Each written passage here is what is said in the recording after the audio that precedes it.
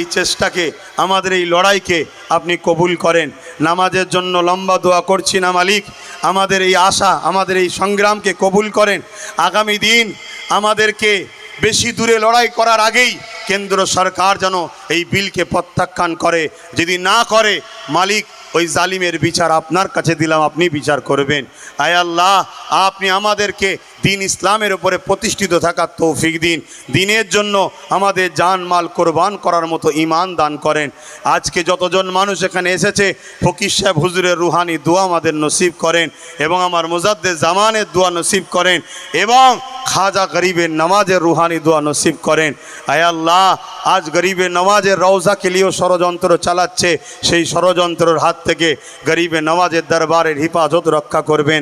জালিমদেরকে পরিবর্তন হওয়ার তৌফিক দেন। যদি পরিবর্তন তৌফিক না থাকে, তাদের বিচার আপনি করবেন মালিক। বিচার